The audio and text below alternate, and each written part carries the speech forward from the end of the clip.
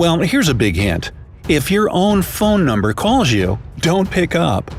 Scammers keep coming up with new and more creative schemes to steal your money or valuable data. However, this new scam has the potential to outsmart all other types of fraud. The Better Business Bureau has already called it the most dangerous phone scam out there. So, if your own phone number calls you, never take the call. With all the super advanced technologies we have nowadays, it's not a problem for scammers to create a fraudulent number that looks like your own. They just need to copy your digits with the help of a special computer program and voila! What's really alarming is that even if you have call blocking set up on your cell phone, scammers are still able to get around it. But more often than not, they don't even have to do that.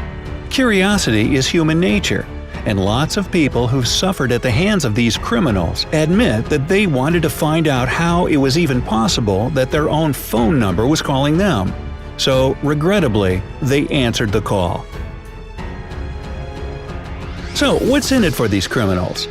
Scammers are skilled psychologists and master orators, it's true. They can read you like a book and use their silver tongue to talk you into giving them information about your phone account and even your social security and credit card numbers. And if that's not what they want, then they're in it to insert fraudulent charges on your phone bill. What cover story do scammers use? Typically, the bad guys calling you from your own number introduce themselves as representatives from your mobile provider. They start by informing you that somebody has hacked your account. Then, they ask you to verify a few things. This sounds so trustworthy and people are already freaked out at the thought of their account being hacked that they willingly give up their personal data. And this is all based on what victims of this crime have said. Donnie Claxton got a dangerous call on a weeknight. He checked his cell phone and was amazed to see that it was him calling himself. Puzzled and probably intrigued, he picked up. With Mr. Claxton's case, the caller was silent for 9 seconds and then hung up. But a woman from South Carolina that was curious enough to take the call as well actually had a conversation with the scammers. They introduced themselves, saying that they were calling from the phone company, and the reason for their call was that her account had been compromised. They wanted to warn her about this and get her personal data in order to verify and stop the hack. A man from Texas was told by a recorded voice that his account had been hacked through AT&T. To recover it, the man had to provide the last 4 digits of his social security number. And if you keep digging, you'll find tons of more people who have been cheated in the same way. So how can you avoid becoming a victim of this fraud? First and foremost, don't answer the phone. There's no way that you are calling yourself. Authorities also recommend signing up for the National Do Not Call Registry. And if you get unwanted calls, you can report them to the Federal Trade Commission. The Federal Communications Commission advises people to always verify callers claiming to be representatives of government agencies and other organizations. To do that, you can simply hang up and call the number given on the company's official website.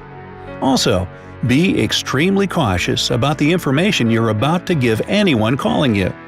In some scams that were more popular in the past, it was enough for you to say the word yes to give criminals an opportunity to use your recorded voice in their frauds. That's why it's absolutely vital to take all the necessary steps to protect your personal information and your money from falling into the wrong hands. This ploy is just one of many phone scams that criminals keep coming up with. Here are several others that are still pretty popular. Scam involving your local area code. People tend to automatically trust calls from their local area code more because it seems like the caller is from nearby businesses or neighbors. Research shows that not many people feel comfortable blocking local phone numbers. They actually prefer to avoid this by all means. Repeated call scams.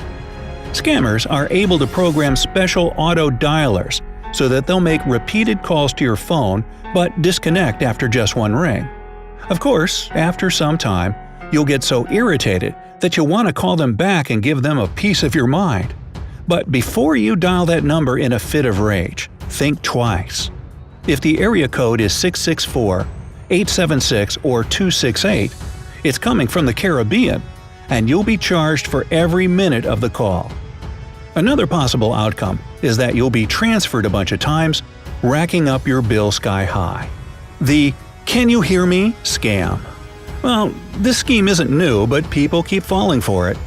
A sweet-sounding lady calls you up and starts fussing with her headset. "You're breaking up, I can't hear you. Hello, can you hear me?" For goodness sakes, do not say yes. Your voice will be used for fraudulent purposes that are likely to leave you without a substantial chunk of your savings. If you realize that you're about to become a victim of a phone scam, first of all, stay calm. If you're panicked, you forget about caution.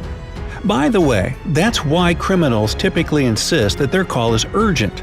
Immediately get suspicious if the caller tries to get hold of your personal data. And by all means, avoid talking to strangers on the phone if possible. At least check the caller ID every time you get a call. And if you don't recognize it, let it go to voicemail. Be attentive if you have picked up. Listen for pauses after each time you say something. It's most likely a robocall, so hang up. If you hear an automated message, do not follow its instructions or press 1 or any other button. This will lead to even more robocalls. Between you and me, I'm just waiting for the day when, during such a scam call, you can press a special button which sends an electrical charge over the line, zaps the scammer just enough to hurt a little, well, maybe more than a little, fries his phone, and sends the local police to his address with a warrant for his or her arrest. Well, I can dream, can't I? Hey, have you ever gotten any suspicious calls? How did you handle it? Tell us in the comments below. And don't forget to click subscribe to stay on the bright side of life.